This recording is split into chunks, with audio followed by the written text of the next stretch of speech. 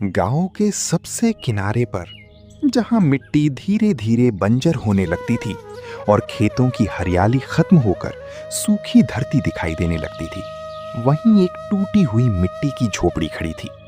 उस झोपड़ी में शंकर अपनी पत्नी कमला और अपनी 11 साल की बेटी गौरी के साथ रहता था। गरीबी उस घर की पुरानी सच्चाई थी। बरसों से खेत सूखे पड़ रहे थे। गांव के बड़े किसान धीरे धीरे अमीर होते जा रहे थे, लेकिन छोटे किसानों की जिंदगी हर साल और कठिन होती जा रही थी। शंकर के पास बस आधा बीघा जमीन थी। वही उसकी उम्मीद थी, वही उसकी मजबूरी। शंकर, आज फिर रात भर ठीक से नींद नहीं आई ना? जब आदमी की आंखों के सामने घर की चिंता घूमती रहे ना कमला, तब नींद भी डरकर दूर भाग जाती है। इतना मत सोचो। भगवान ने चाहा तो सब ठीक होगा। भगवान भी उसी की मदद करता है जो खुद हिम्मत ना छोड़े। मैं हारना नहीं चाहता कमला, बस डरता हूं कि कहीं हमारी गौरी को भी वही जिंदगी ना मिले जो हमने देखी है। बाबा, आज मैं भी आपके साथ खेत चलूंगी। तू खेत में क्या करेगी बेटी? आप कहते हो ना कि जमीन माँ जैसी होती है, तो मैं भी अपनी जमीन को देखना चाहती हूँ। तू सच में बहुत बड़ी हो गई है गौरी। सुबह की हल्की धूप खेतों पर फैल रही थी। शंकर अपनी सूखी जमीन को चुपचाप देख रहा था। मिट्टी में दरारें पड़ चुकी थी। ऐसा लग रहा था जैसे जमीन भी थक चुकी हो। तभी दूर से एक बूढ़ा साधु धीरे धीरे चलता हुआ वहां आया। बेटा, थोड़ा पानी मिलेगा? जरूर बाबा। गरीब आदमी के घर में ज्यादा कुछ ना हो, लेकिन पानी और सम्मान हमेशा मिलता है। शंकर ने अपनी छोटी मटकी से पानी निकालकर साधु को दिया। तुम खुद परेशान लगते हो, फिर भी चेहरे पर गुस्सा नहीं है। गरीबी इंसान को कमजोर जरूर करती है बाबा, लेकिन अगर आदमी का दिल छोटा हो जाए ना, तब असली हार होती है। बहुत बड़ी बात कही तुमने। साधु कुछ देर तक शंकर की जमीन को देखता रहा। फिर उसने अपनी झोली से लाल रंग का छोटा सा बीज निकाला। ये साधारण बीज नहीं है, ये लाल चंदन का बीज है। इसे संभाल कर लगाना। अगर तुम्हारा मन साफ रहा और मेहनत सच्ची रही, तो एक दिन यही पेड़ तुम्हारी जिंदगी बदल देगा। लाल चंदन? हाँ, लेकिन याद रखना, पेड़ सिर्फ पानी से नहीं उगते, इंसान की नीयत से भी उगते हैं। इतना कहकर साधु वहां से चला गया। कौन थी ये बाबा? पता नहीं, लेकिन जाते जाते एक अजीब उम्मीद दे गए। बाबा, क्या हम ये बीज अभी लगाएंगे? हाँ बेटी, शायद भगवान ने हमारी सूखी जमीन के लिए यही आखिरी उम्मीद भेजी है। तीनों ने मिलकर खेत के बीचों बीच छोटी सी जगह खोदी। शंकर ने बहुत संभाल कर लाल चंदन का बीज मिट्टी में डाला। हे भगवान, हमने हमेशा मेहनत की है, बस इस बार हमारी मेहनत को सूखने मत देना। मैं रोज इस पेड़ को पानी दूंगी बाबा, और मैं रोज इसके लिए प्रार्थना करूंगी। उसी गांव में एक साहूकार रहता था, धनराज। गांव के आधे गरीब लोग उसके कर्ज में दबे थे। वो गरीबों की मजबूरी देखकर मुस्कुराता था। एक दिन उसकी नजर शंकर के खेत पर पड़ी। अरे शंकर, इस सूखी जमीन में अब क्या उगाने की कोशिश कर रहा है? उम्मीद बो रहा हूं साहूकार जी। गरीब आदमी की उम्मीद भी उसकी जेब जैसी खाली होती है। खाली जेब आदमी को छोटा नहीं बनाती साहूकार जी, खाली दिल बनाता है। धनराज के चेहरे पर हल्की जलन दिखाई दी। देखता हूं ये छोटा सा बीज तेरी जिंदगी कैसे बदलता है। दिन बीतते गए, गर्मी बढ़ती जा रही थी।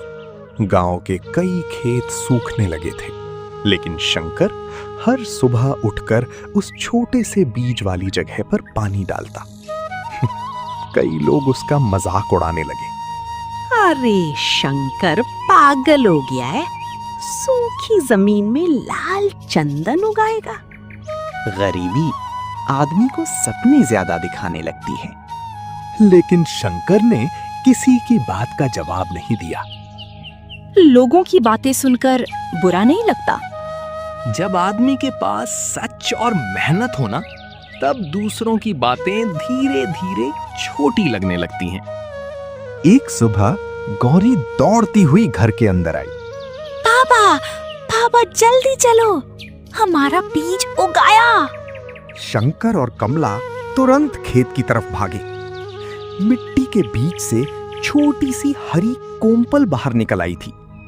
हे भगवान, सच में उगाया। देखा, मेहनत कभी पूरी तरह सूखती नहीं, बस उसे वक्त चाहिए होता है। अब ये बहुत बड़ा पेड़ बनेगा ना बाबा? हाँ बेटी, और एक दिन यही पेड़ हमारी किस्मत बदलेगा। महीने बीतते गए। छोटा सा पौधा अब धीरे धीरे मजबूत होने लगा था। उसकी लकड़ी में हल्का लालपन दिखने लगा था। गांव के लोग अब शंकर का मजाक कम और हैरानी ज्यादा करने लगे थे। सुनो, शायद सच में ये लाल चंदन का पेड़ है। अगर ये बड़ा हो गया ना, तो शंकर की जिंदगी बदल जाएगी। लेकिन जहां उम्मीद होती है, वहां लालच भी धीरे धीरे जन्म लेने लगता है।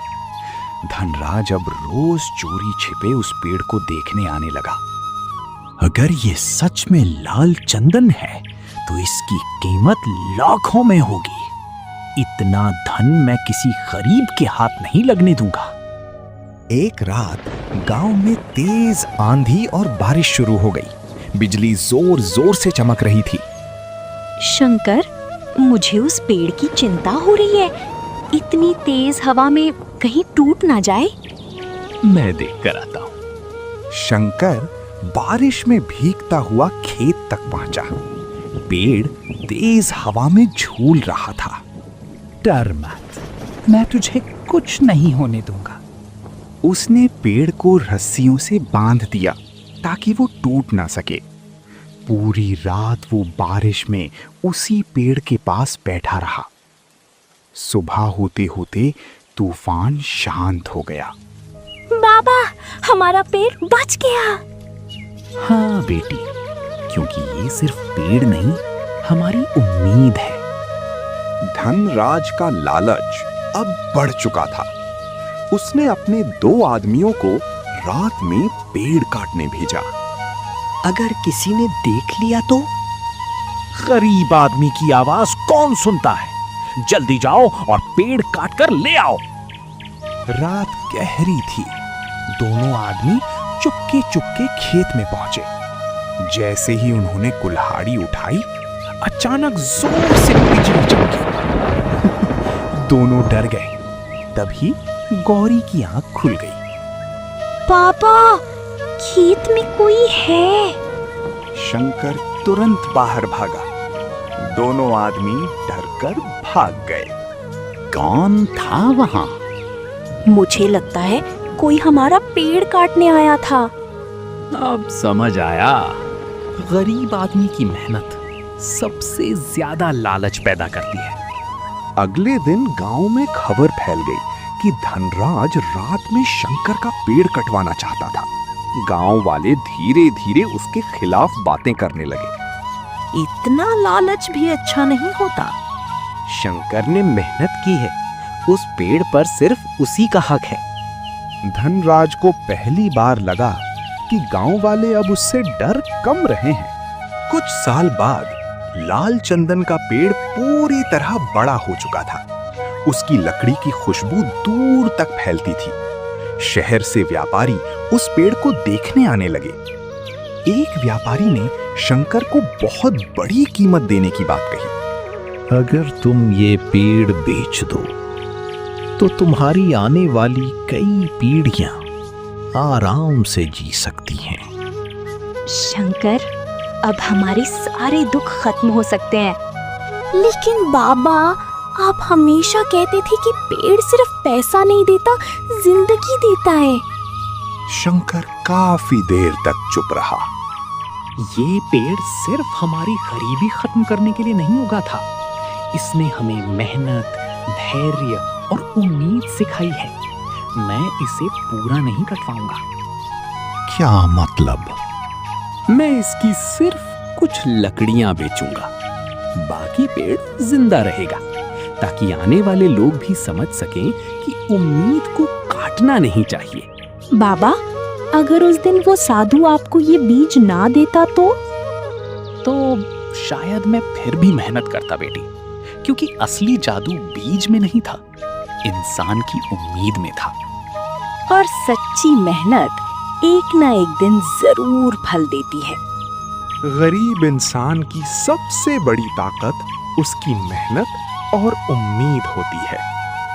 जो इंसान धैर्य के साथ मेहनत करता है, उसकी सूखी जमीन पर भी एक दिन लाल चंदन जरूर उगता है।